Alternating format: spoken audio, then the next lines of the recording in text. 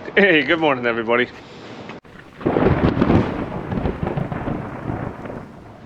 All right, welcome back to the hangar.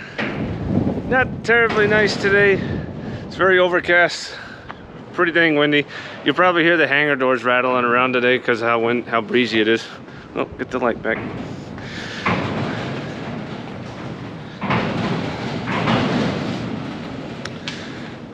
So to answer a couple of questions from the comments I got in the last video about the battery.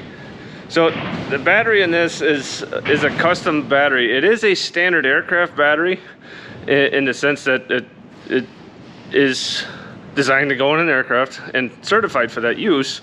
However, it is not a standard size. It has to fit in that hole, which essentially it's a cube that's 8 inches on each side. So in comparison to say, here's an aircraft battery that we put in the NC-8. So that's a standard size, but it's way too big for the Phantom. On that same theme, here's another standard aircraft battery, and this one is in the hydraulic mule, which oddly enough is powered by a 6-cylinder gas engine that is designed to go in an airplane.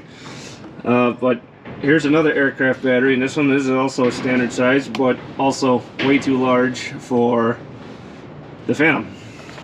Now, on the subject of the Phantom's battery, what we did do was there is a local vendor that is able to rebuild that style battery. So we sent it out to them to see what they can do with it, which is usually the cheaper option. I mean, we are ready to buy a new one if that's the case. If they can't salvage that one, that battery's been in service for at least 8 years in this aircraft. So it may be time for that one to be outright replaced anyway if they can't salvage it. But we're going to see what we can do with it. So Crew Chief Al isn't available today.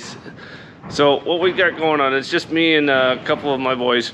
And what we're just going to do is just tidy up the hangar and just take care of stuff and look at some of the ground power, move battery chargers around as we need on some of the other stuff, and just kind of take care of things. The floors definitely haven't been swept in a while, so time to start pushing brooms.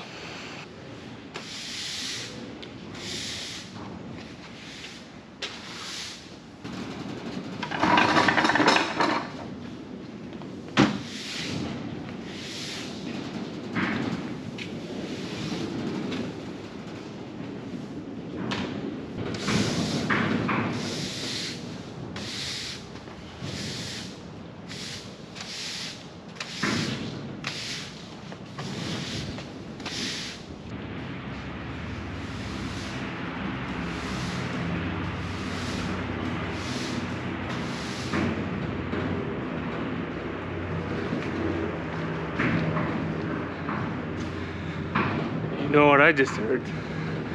Big engines. Let's go look at this. There it is.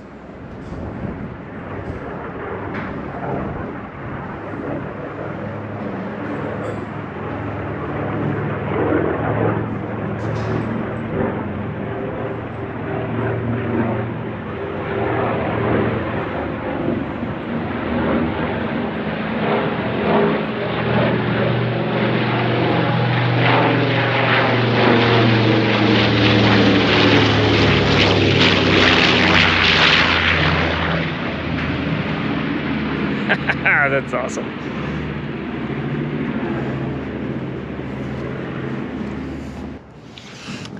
All right, back to work though.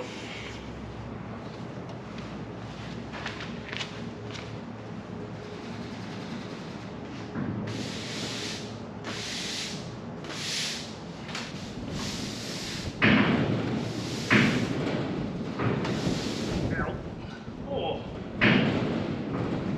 Ouchie. All right, so back up here in the Wizzo's cockpit, and so one of the things we've been discussing also is adding a receptacle of sorts so that it would make servicing the battery a little bit easier, especially as far as putting a battery charger on it, because well, as you guys can see, getting a battery in that hole or getting to it with the battery charger is not easy. So something that we are in discussion with our local IA, that's our inspection authority, is to add a charging receptacle somewhere here in the Wizzo's cockpit. Probably on a blank panel somewhere that we can easily install a receptacle and wire it in. The one thing that we are trying to avoid is mounting anything outside the cockpit, like in one of the servicing panels underneath the aircraft. Since the cockpits are pressurized, we definitely are wanting to avoid passing through the cockpit bulkheads and dealing with the pressure tight integrity of the cockpits. So we're going to look at putting something here inside the Wizzo's cockpit to help us out with that. One of the other constraints with that also is preserving her look, her history. She's an older aircraft, built in 1965. So definitely want to keep the look of the cockpit without having to add too much, just to make it look good, but also keep her service, being able to service things that we need that are very hard to access, like the battery. I can tell you, it is not, most of you maintainers know this, that is not fun getting to that thing. Alright, on the subject of keeping batteries maintained, do what we can, and we're going to take care of the hydraulic mule. Positive is on the outside.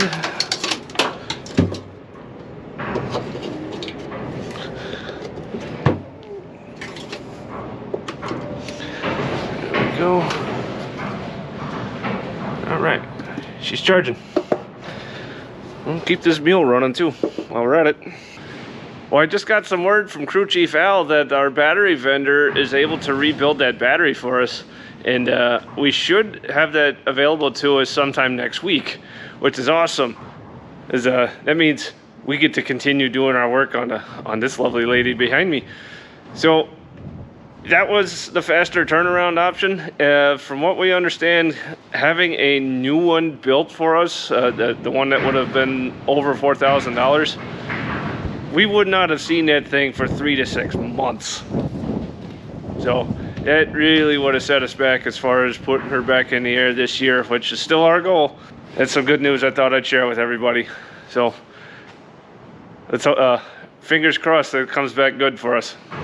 Now, I know in some of the previous videos you guys got to see the NC-8, and some of you guys seem to have a nice little connection back to the NC-8 back in the heyday when these things were very common out on the ramp. So in anticipation of that battery arriving next week, we're gonna go take this for a maintenance run, especially now that I moved the battery charger over to some of the other equipment, and I got the hangar floor cleaned up. So it's a slow day.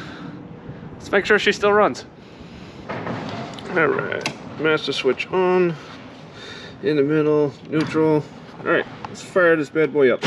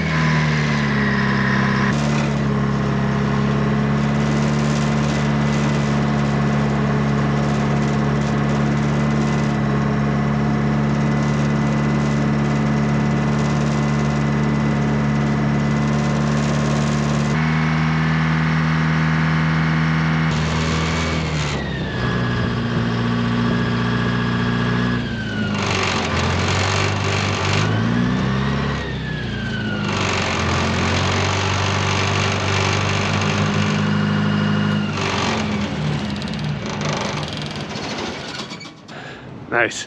Runs like a champ. She'll do good for us whenever we can put power to the, whenever we get a battery. We need a battery. Alright, well that's about all we have for this week. It's another slow week here at the hangar, but gotten some progress on the battery, which is good news. So hopefully we keep chugging along, and we can, if we get that battery back in next weekend, we'll be able to put the NC8, put power to the jet, get the hydraulic mule back on it, and cycle and start doing the flight controls, doing hydraulic systems, PC1 and PC2. For my DCS content, I've slowed down a little bit on that. I've had a couple of busy weeks at my full-time job, so I will be picking back up on that, especially with the release of the new Normandy map. Keep moving on with the my Warbird series, so you guys can look forward to that here coming up this week. And other than that, thank you guys for watching, and we'll see you next time.